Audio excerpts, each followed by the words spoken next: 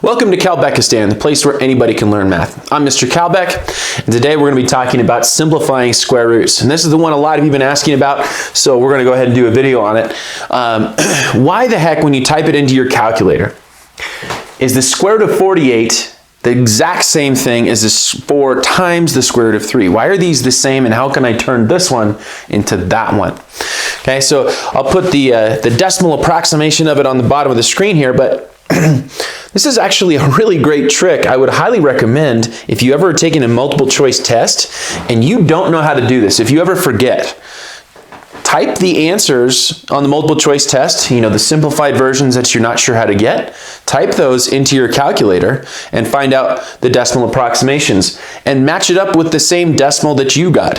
If you have the same decimal as one of the answers, that's the answer. It's a really great trick. If you forget how to do this, and if it's not a multiple choice, you're kind of out of luck, but on things like the SAT or anything else where they're simplifying this stuff, feel free to essentially cheat by using your calculator. Type both of them in. They should give you the exact same decimal approximation. It's also a great way to check your work on a test that isn't multiple choice.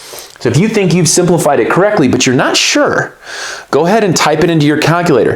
If it doesn't give you the same answer as this one, then you got the wrong answer. Okay, so you can try this right now and verify that with your calculators. Go ahead and try it, and you'll see that it is in fact exactly the same decimal. If it's off by even a little bit, then they're not the same. But I'm going to show you guys how to change one to the other today. And unfortunately, your calculators can't do that for you. The first thing that we want to do before we try to simplify the square root of 48 is to remember what we talked about in our last video. If you haven't watched that yet, go ahead and do that. It's just a couple of minutes long. It's pretty quick. Link in the description. But if you want to simplify this, we need to remember that we are allowed to multiply square roots together. And if we can multiply square roots together, we can actually do the opposite, which is factoring them. So I could think about it this way. This is the same thing. Square root of 48 is the same as the square root of 2 times the square root of 24. Now that's pretty cool, right? You can combine, so I can put these together and get 48, or I can take 48 and split it up. But if you're thinking about this right now, like, well, can I split this 24 up too? Sure you can. 24 can be split up as well. 24 could be 2 and 12.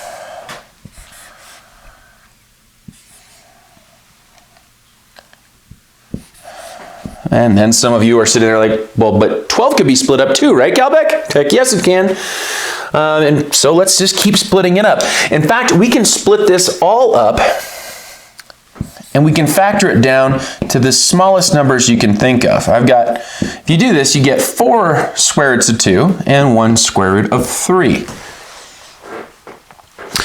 All of these multiplied together will give you 48. And you can check that in your calculator. 2 times 2 times 2 times 2 times 3 is 48. Cool, we got it. Now, why does that help me here?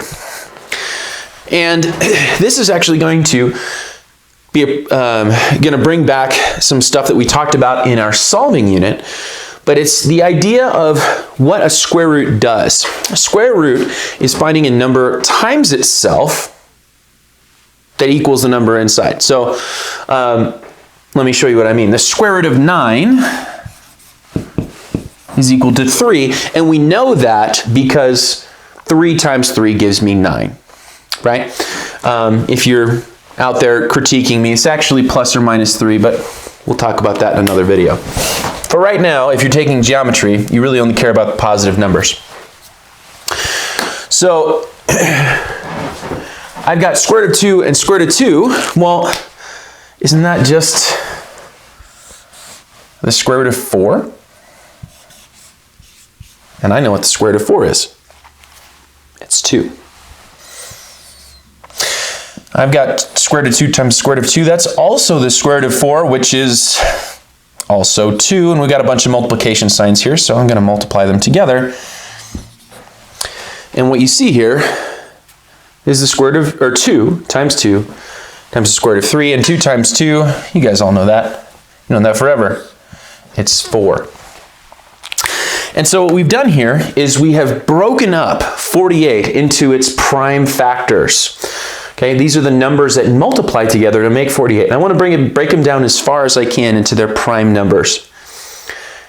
And then I've got the square root of, and when I take two of them together, you end up finding stuff you can take the even square roots of. Now, this is the first time you've seen this. I want you to sort of absorb it and realize that this always works. If you ever find something when you're simplifying that has an even square root, please do that, because that's what we're trying to do. We're trying to take a big square root and turn it into something that's easier to understand. But I'm going to show you a couple of cool shortcuts here. When you see here the square root of 2 times the square root of 2, I've got two of these, and notice a pair of these, when I have two of the same number, it gives me something that had an even square root, something that came out even in both cases. And you could actually do this with any two numbers. It doesn't matter what it is. Pick any number that you want. Somebody's shouting out there, 7. Oh, that's great. Thank you for shouting 7. So if we want to take a look at 7, the square root of 7 times the square root of 7 is the square root of 49. And square root of 49 comes out even, which is 7. This is not a coincidence that the square root of 2 times the square root of 2 just gives you 2. Square root of 7 times square root of 7 just gives you 7. In fact, any number that you choose, this will happen for. The only thing that needs to happen is it has to be the same number twice. And here's why. I could rewrite this. Instead of 4, I could write square root of 2 times square root of 2. That's the same thing times itself. And if you watch some of my previous videos, you know that's an exponent. I could write this as the square root of 2 squared. And the square root of 2 squared, you know square roots and exponents of 2, so squares and square roots cancel each other out, and that leaves you with 2. Same thing would happen with the 7. I could rewrite this as the square root of 7 squared. They cancel out and they give you 7. So anytime you can split up by factoring a square root and you find two of the numbers that are the same, you can always do this. You find pairs of numbers and they will cancel the square root out because they make an exponent of 2. So let's do another example here and see if we can see how this works. Let's do the square root of 45 this time instead of 48. And I want to break this up into the smallest numbers I can. So I'm going to try this here, and this is not divisible by 2. Ah, dang it. But it is divisible by 3. If you don't know the divisibility by 3 trick, it's pretty great. Add up the numbers, the individual numbers of any number. So we could take 4 plus 5. Again, I'm just adding the digits up. It gives me 9. If 9 is divisible by 3, then the entire number is divisible by 3. So you can do that. So you can throw that into your calculator and hopefully you figured out that that was 15. So that's 3 times the square root of 15. And the square root of 15 can be broken up. That's 3 times 5. So I'm just going to rewrite that as well.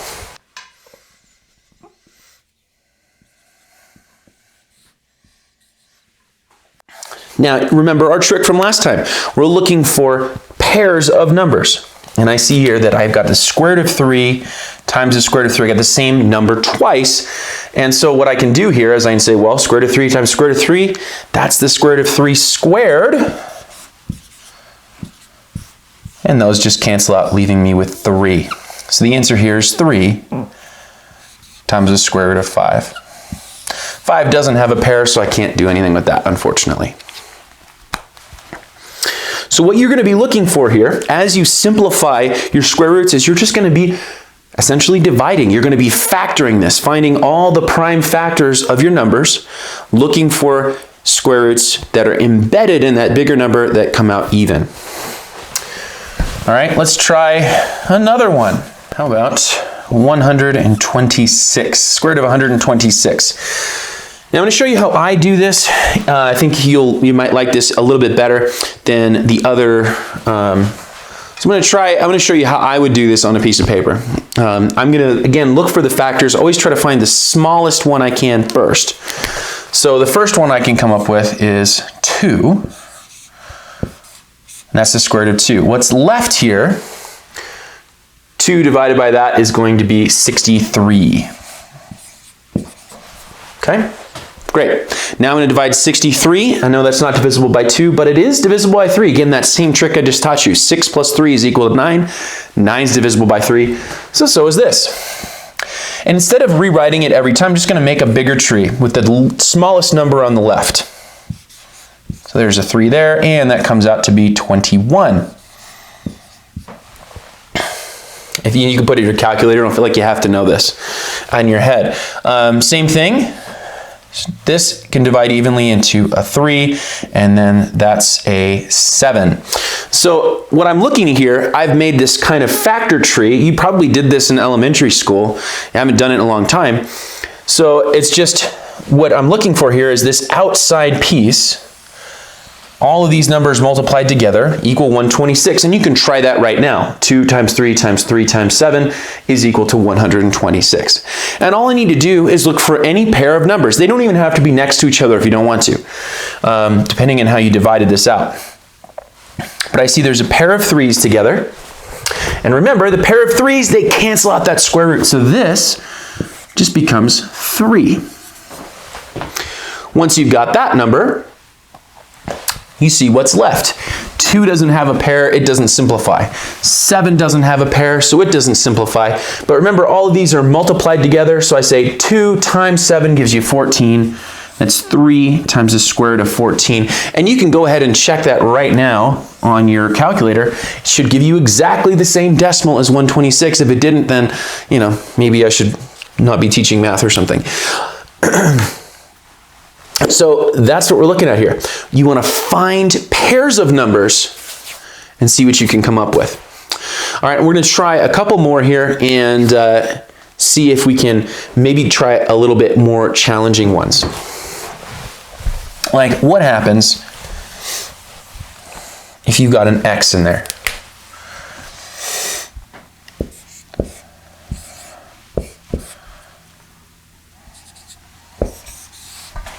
What happens if I try to simplify this? Oh man, that's ugly, isn't it? Right? You've got an X now, but let's break it down and do the same strategy we did before. But what I want you to do, if you ever have a variable in it, think of the variable as its own problem. So what I might do here is just sort of split this up and say, all right, there's the square root of 40. That's going to be times the square root of x to the third. Think about them as completely separate simplification problems. And you can do them separately as well. So we can do the 40 by itself. That's not too bad. Again, we're going to just make our little factor tree. It's the square root of 2 times the square root of 20. I can break this one up. That's the square root of 2 times the square root of 10. Cool. That's the square root of 2 times the square root of 5. And I can't break it down any farther without using a 1. So I'm done.